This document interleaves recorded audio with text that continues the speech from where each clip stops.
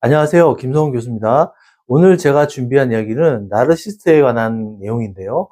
이 용어는 정신분석학자 트로이드 연구에서 시작돼서 자존감을 지키기 위해 타인을 도구로 쓰는 성격 특성을 말하는 겁니다. 우리 사회가 부모와 자녀를 한 몸으로 보는 독특한 결합 구조를 가지고 있기 때문이죠. 자, 그렇다면 왜 우리는 자녀에게 집착하게 되었을까요? 대한민국 부모들에게 자녀는 단순한 자식이 아닙니다. 나의 확장판이자 나의 성적표가 되는 거죠. 부모가 자신의 삶에서 성취감을 느끼지 못할 때 그 빈 공간을 채우기 위해서 자녀를 자기 대상으로 삼는 순간 나르시스트의 부모의 비극은 시작된다는 겁니다. 여기서 우리는 우리 사회의 첫 번째 통념을 깨야 하는데요. 자아를 잃어버린 부모의 희생은 자녀에게 갚을 수 없는 부채를 지워 영혼을 구속하는 우아한 폭력일 뿐입니다. 부모를 나르시스트로 만드는 지독한 공허함. 왜 부모는 나르시스트가 될까요? 그 근저에는 지독한 공허함이 있기 때문입니다. 하인즈 코엇의 자기 심리학에 따르면요, 인간은 타인에게 인정받고 싶어 합니다.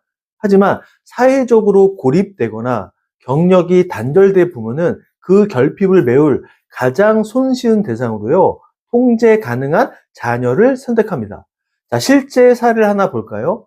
명문대를 졸업했지만 육아에만 전념하며 자신의 이름을 잃어버린 한 어머니가 있었습니다. 이분에게 아이의 100점은요, 자신의 존재 증명서였고 90점은 세상의 비웃음이었습니다. 이것은 사랑이 아니라 텅 빈 내면을 아이의 성취로 수혈받는 중독 상태라는 거죠.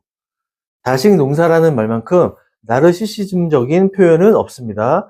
아이는 수확물이 아니라 독립된 생명체죠. 자식을 통해 인생의 보상을 받으려 하는 순간 당신은 부모가 아니라 정서적 채권자가 된다는 겁니다. 부모의 공허함이 변질되면요, 아이는 부모의 인생을 대신 살아주는 심리적 인질이 된다는 겁니다. 부모가 자신의 불안을 아이에게 던지고 아이가 그것을 자신의 것처럼 느끼게 만드는 투사적 동일시가 일어난다는 거죠. 제가 상담실에서 만나는 아이들은 이렇게 말합니다. 엄마가 행복하면 저도 좋아요. 그런데 제가 뭘 좋아하는지는 모르겠어요. 뇌과학적으로 보면 더욱 심각합니다. 부모의 가이드라인에 맞춰 살면 스스로 결정하는 메타인지 회로가 마비됩니다. 겉은 완벽한 모범생이지만 속은 텅 비어버린 부모라는 숙주 없이는 숨도 못 쉬는 심리적 불구가 되는 거죠. 우리는 말 잘 듣는 아이를 기르는 것이 아니라 자기 생각이 거세된 아이를 사육하고 있는 것은 아닌지 직시해야 합니다. 자녀의 손을 놓고 나의 삶을 복원하라. 이 비극을 끊으려면요, 답은 아이가 아니라 부모의 홀로서기에 있다는 겁니다. 아이를 타인으로 인정하십시오.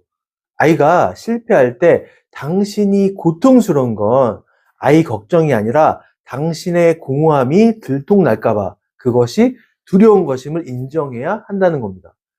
부모 자신의 창조적 영역. 하버드 대학의 연구처럼요, 부모가 자신의 삶에서 성취감을 느낄 때 자녀의 자율성은 비약적으로 상승합니다. 아이 스케줄 짜는 에너지의 일부를 떼어 부모의 취미나 공부를 시작하세요. 적당히 무관심한 부모가 되기입니다.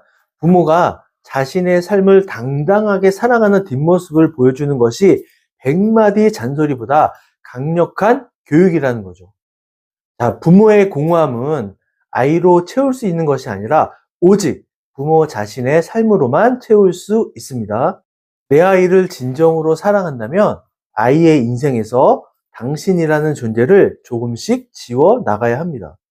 부모가 자기 삶의 주인으로 꼿꼿이 서 있을 때 아이는 비로소 부모라는 중력을 벗어나 자신의 궤도를 찾아 날아오를 수 있습니다. 자녀를 위해서가 아니라 당신 자신을 위해 오늘부터 조금 더 이기적으로 행복해지십시오. 그것이 진정으로 아이를 살리는 길입니다.